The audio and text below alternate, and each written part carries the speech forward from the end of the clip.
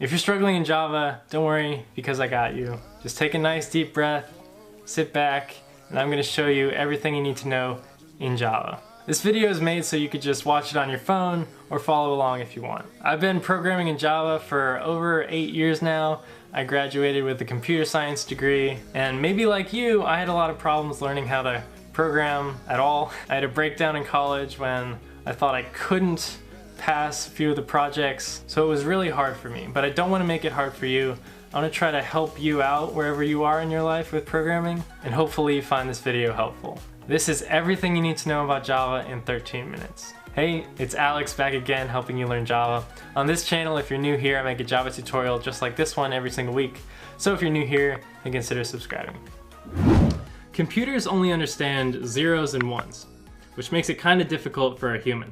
So to solve this, what we did is we made programming languages, which are just a bunch of keywords and symbols that help us program a computer. The one we're learning today is obviously Java, and here's everything you need to know about Java to start getting started. What you see on the screen now is a programming environment. This is where you write code. You could write code in Notepad or on a piece of paper, but none of those ways has a way to compile your code, which means turn it into zeros and ones. There are a bunch of tutorials on how to install Eclipse. This is the program Eclipse, or IntelliJ is a good one. I made a video of installing Eclipse on Mac and Windows. It's on the screen now if you want to check that out. We'll just set up a file to start learning Java. So I'm just going to go to File, New Java Project, type in the project name like Java Tutorial, Epicness, hit Finish. Next, expand that up, right-click on the source folder, and go to New Class. And this is just our Java file. We'll name our Java file like Learn Java. Hit this first check mark, public static void main, and then hit Finish. And we get some code looking stuff pop up on the screen. So like I said, a programming language is just a bunch of keywords and symbols, and it looks like this Java file already has some keywords and symbols in here for us. A super useful thing we can do in Java is store data. So you can store, say, a number variable in Java by doing this, int a equals, say, 5. This takes the value of 5 and stores it into a. You'll notice this keyword int, that stands for integer. And there are a bunch of other ones, like I'm just gonna list a few. So here's a few more. There's one called char, long, and double. Char stands for character, so this is how you would store a character variable. You would just put your character inside of single quotes, and that would be stored into b.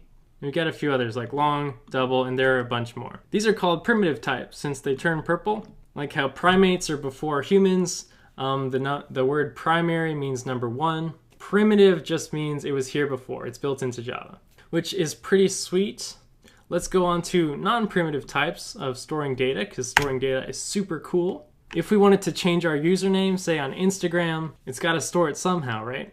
So to store like a name, like a bunch of character variables, that would be called string with a capital S there. We'll name it like string name and set that equal to Susan, and then put a semicolon at the end. Most statements will end in a semicolon, by the way. These don't for their own reasons, but if it doesn't have some sort of parenthesis at the end, put a semicolon there. All these symbols help Java parse it, which just means go through and make sense of it all. So that's why these weird little semicolons exist. So now the name Susan is stored into name. But notice how this isn't turning purple. It's not a primitive type. If it's not turning purple, that probably means it's an object. And you can do so many things with objects, it's crazy. To do crazy things with your object, we can just type the name of the string. And in this case, it's name. So we'll just type name. You'll see red underlines pop up, don't worry about it, it's just trying to correct you before you make a mistake. I think it's really stupid because we're not done yet. But after you have the name of your variable, hit a period. And this period is maybe one of the most important symbols in Java because it tells you everything that variable can do for you. All that wonderful code built into Java, you have it accessed through this period. The programmer you're writing Java in will most likely have like a little box here and you can scroll through it, and this is everything you can do to that variable. So one I like to pick right now would be like to uppercase. So I can just double click on it, or you could type it out and then semicolon since it's not opening a bracket. Well, how do we see this working? There's this great piece of code to print out so you can see things. It's called system.out.println, and then some parentheses. we're pretty much just taking this and sticking it inside of the parentheses of this code. This just puts it on the screen for us.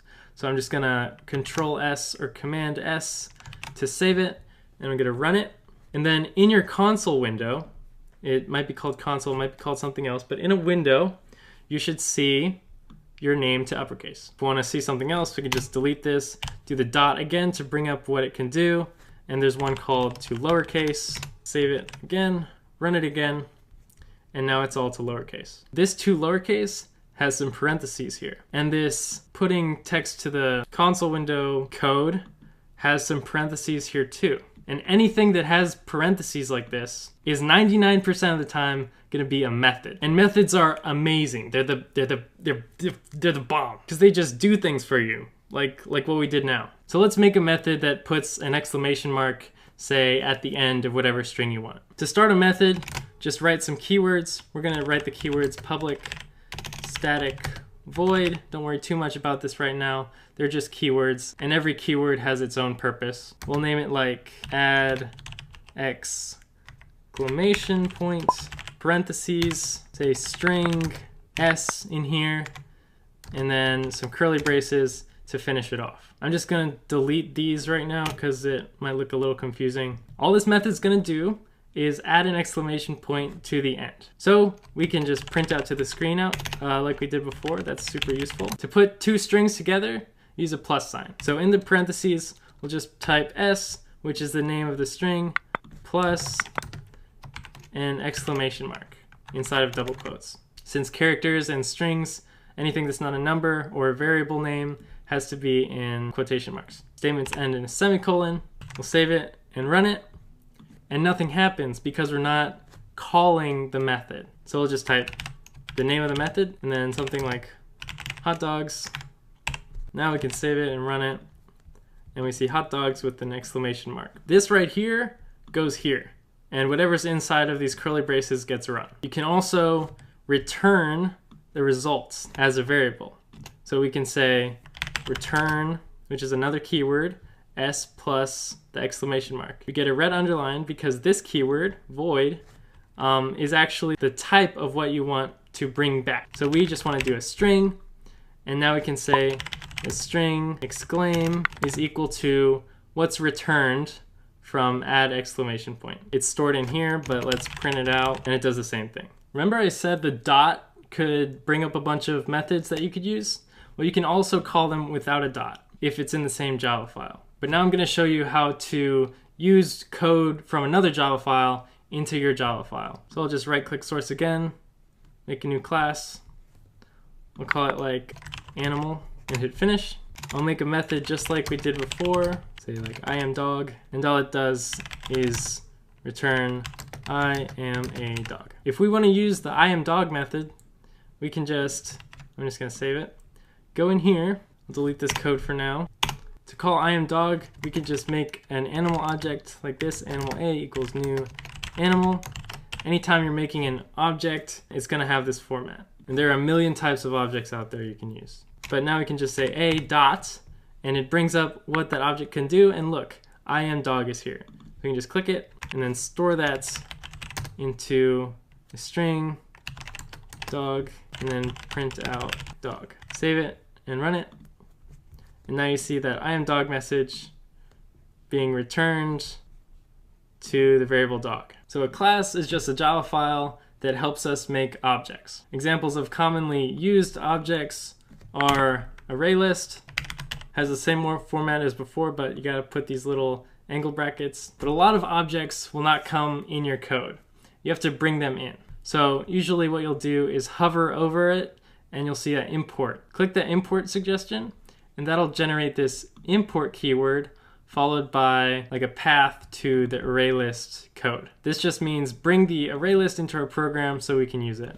In ArrayList, you can do things like you can add a bunch of items, like this is how they store movies, or store a list of users. You can replace, set, and all sorts of things. So objects and methods are super powerful. Each object has its own methods, and that's why Java is referred to as OOP, which is object-oriented programming. Each class represents an object which has its own methods. Like this one says I am dog, and you can add as many as you want. Now you might be asking, how do I make a method that does something actually cool? Well, we can start another one. We'll say void since we don't want to return anything. You can do logic in Java. One keyword is if. This is called an if statement. You would have a condition in here, say like true, and then it would run the code inside of here. This is useful if you have something like a is equal to 5.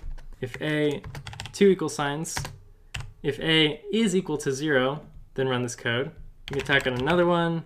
Otherwise, if a is equal to 1, then we want to run this code. Otherwise, if it's something else completely, then run this code. If-else statements are super useful. You can repeat code by doing a for loop, and a for loop format has the keyword for, some parentheses, and then a format that kind of looks like this. In simple terms, this will repeat the code inside of here 5 times. You can change it, changing this number, 8, it'll run this code 8 times. You can put a for loop inside of a for loop, which makes it really interesting. Just gotta change this variable. Now whatever's in here will be run 64 times because it loops 8 times and then another 8 times inside. You can repeat code until a certain condition is met by typing the keyword while, parentheses, curly braces, and say like while a is equal to 5, again print out hi. Let's actually say while a is less than 50, print hi, and then increment a by 1 each time. That's what plus plus means. Now let's just call do stuff so we can see what's going on. Go into the main method. Whatever's in the main method will get run when you click run. So we'll just make our animal again, say a, and then a period to bring out what we can do. And now we can see our do stuff method. If we run it, we'll see hi print out a lot, and then it'll stop until it gets to 49, because it started at 5, go up 6, 7, 8, 9, all the way up until 50, and it'll stop. Some other good logic ones are try catch. So the keyword try, and then catch. It'll try to run the code inside of here. If something goes wrong, an exception is thrown. An exception means just something went wrong with your program. And if something went wrong with your program, then the code inside of here will get run. Let's use other people's code and methods inside of ours. We can do that through an API. An API is pretty much just a long list of methods that you can use that were made from someone else. Like Google, YouTube, Instagram, Twitter. Most software companies have APIs that you can use and bring inside your program and do cool stuff. And to use someone else's API, you pretty much go to their website, download this jar file. You would right click on your project, go to properties, go to Java build path, add external jars, pop in the jar that you just downloaded, say like Twitter API jar, hit apply, do an import statement just like this, but for the name of that jar. And then you could use the code that they wrote in your program. So that's pretty much everything you need to know about Java. We went over primitive types, variables, storing data, objects, classes, methods, logic, like if-else statements, and also what a lot of this symbols meant. So I really hope this helped you get started. I'm very new at this. I've been doing Java tutorials for a while, but like trying to do it all at once was a bit of a challenge for me. So I tried my best. And of course, if you want more, I make a Java tutorial every week, and you can subscribe down below if you don't want to miss any. So as always, you could be anywhere in the world, but you're here with me, and I really appreciate that so much. I'll catch you in the next video.